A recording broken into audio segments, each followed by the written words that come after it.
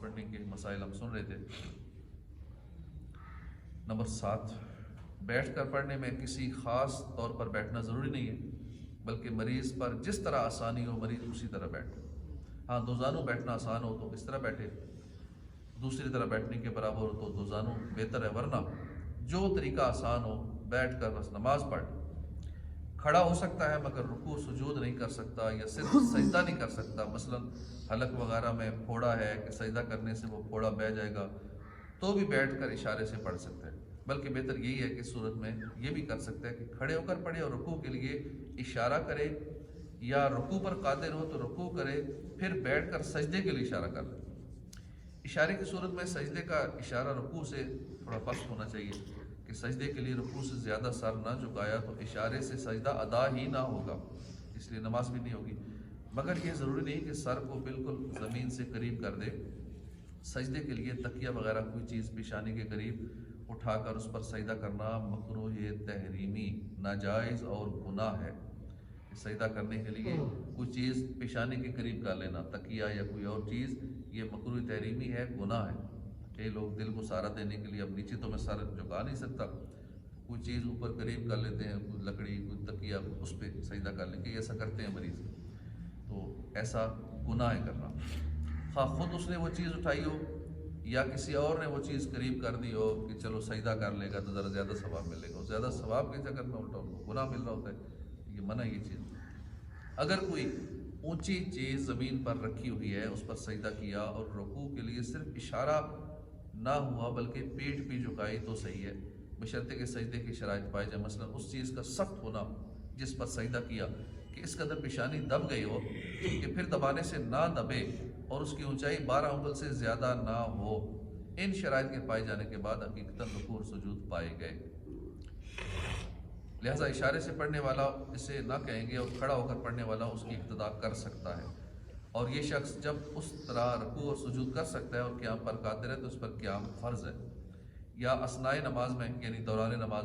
قیام پر قادر ہو گیا تو جو باقی ہے اسے کھڑا ہو کر پڑھنا فرض ہے۔ لہٰذا جو شخص زمین پر سجدہ نہیں کر سکتا مگر شرائط مذکورہ کے ساتھ کوئی چیز زمین پر رکھ کر سجدہ کر سکتا ہے، اس پر فرض ہے کہ اسی طرح سجدہ کرے، اشارہ جائز نہیں۔ اور اگر وہ چیز جس پر سجدہ کیا ایسی نہیں تو حقیقتاً سجدہ نہ پایا گیا بلکہ سجدے کے لیے اشارہ ہوا، لہذا کھڑے ہونے والا اس کی اقتداء نہیں کر سکتا۔ اور اگر یہ شخص اثناء نماز میں، نماز کے دوران قیام پر قادر ہوا تو سرے سے پڑھے، دوبارہ سے نماز شروع سے پڑھے۔ پیشانی میں زخم ہے کہ سجدے کے لیے ماتھا نہیں لگا سکتا، پیشانی نہیں لگا سکتا تو ناک پر سجدہ کرے، اور ایسا نہ کیا بلکہ اشارہ کیا تو نماز نہ ہوئی۔ پیشانی اگر نہیں لگا سکتا تو نہ لگائے، ناک ہی لگا لے، اگر ناک بھی نہیں لگائے تو سجدہ نہیں ہوا۔ پیشانی میں زخم ہے، سجدے کے لیے ماتھا نہیں لگا سکتا تو ناک پر سجدہ کرے، اور ناک پر سجدہ نہیں کیا تو نماز نہ ہوئی۔ خالی اشارے سے کر لیا کہ میری تو پیشانی خراب ہے، پیشانی خراب ہے، ناک تو ٹھیک ہے، تو ناک جب ٹھیک ہے تو پھر اشارے سے جائز نہیں ہے، پھر ناک لگانا پڑے گا۔ باہر شریعت سے لیے جانے والے مذکورہ بالا یعنی جتنے یہ ہم نے مسائل سنے ہیں یہ اچھی طرح سمجھ لینے چاہیے، ذہن نشین کر لینے چاہیے، یاد کر لینے چاہیے، تو بیٹھ کر یا اشاروں سے نماز پڑھنے والوں پر ان کی نمازوں کا شرعی حکم صاف ظاہر ہو جائے گا۔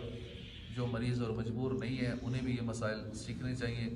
کہ کبھی ضرورت پڑ سکتی ہے، جیسا کہ میں تو مریض نہیں، میں تو فٹ فاٹ ہوں، یہ مسائل میرے لیے نہیں ہے،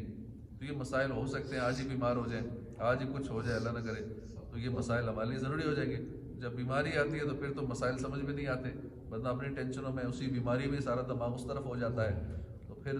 بعض کا سمجھانے سے بھی وہ سمجھ نہیں سکتا کیونکہ وہ پریشانی میں ہوتا ہے۔ تو ہمیں پہلے سے یہ مسائل آنے چاہیے کہ اگر اچانک بیٹھ کر نماز پڑھنی پڑ جائے، اچانک کہیں کو ایکسیڈنٹ ہو جاتا ہے، کچھ اور معاملہ ہو جاتا ہے، کھڑا نہیں ہو سکتا، بیماری ایسی آ سکتی ہے، کمزوری کی وجہ سے، بڑھاپے کی وجہ سے نہیں پڑھ سکتا، تو یہ مسائل سب کے لیے ہیں۔ جو تندرست ہیں خصوصاً ان کو زیادہ سمجھنے چاہیے